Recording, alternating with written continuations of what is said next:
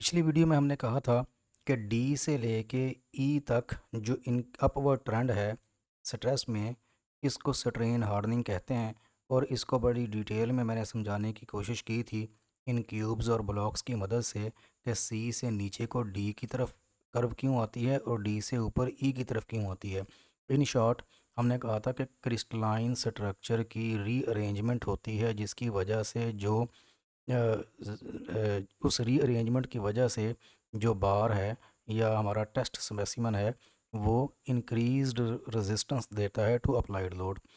तो अब ये जो फिनोमिना है जिसमें जो मटेरियल है वो अप्लाइड लोड को इंक्रीजिंग रेजिस्टेंस देता है और परमानेंटली डिफॉर्म होते हुए इंक्रीजिंग रेजिस्टेंस देता है, इस फिनोमिना को हम स्ट्रेन हार्डनिंग कहते हैं।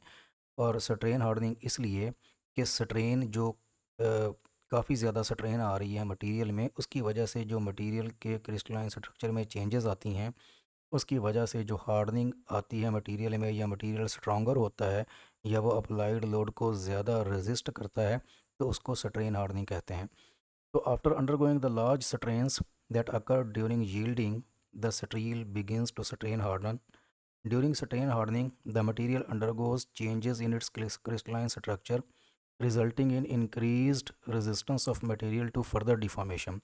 कि मटेरियल जो है वो फर्दर डिफॉर्म होने के लिए ज़्यादा लोड अब लेता है। Elongation of the test specimen in this region requires an increase in the tensile load. अब इस रीजन में जो मटेरियल की फर्दर इलोंगेशन है वो एक इंक्रीज्ड लोड लेगी। Therefore the stress strain diagram has a positive slope in this region. तो इस रीजन में जो है वो उसकी पॉजिटिव स्लोप हो जाती है स्ट्रेस स्ट्रेन डायग्राम की। अ, फिर इसके बाद हमने ये भी डिस्कस किया था बड़ी डिटेल में पिछली वीडियो में कि ई से आगे जो पॉजिटिव की बजाय नेगेटिव स्लोप है उसकी वजह नेकिंग का फिनोमिना होता है, और वो नेकिंग का फिनोमिना भी हमने डिटेल में डिस्कस कर चुके हैं।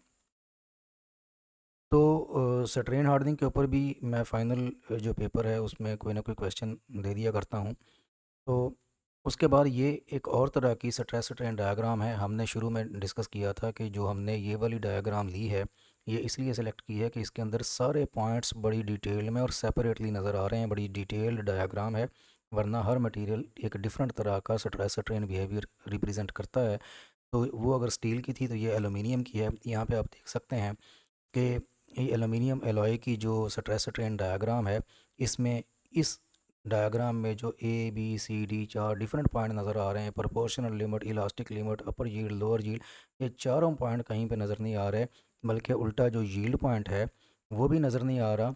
और हमें इस कर्व में हमें इनिशियल लीनियर रीजन नज़र आ रहा है, ये वाला परमानेंट स्ट्रेन वाला रीजन नज़र आ रहा है जिसमें स्ट्रेन हार्डनिंग भी है और नेकिंग का भी आइडिया हो रहा है कि इस पॉइंट से आगे नेकिंग शुरू हो रही है और यहाँ से लेके यहाँ तक स्ट्रेन हार्डनिंग है।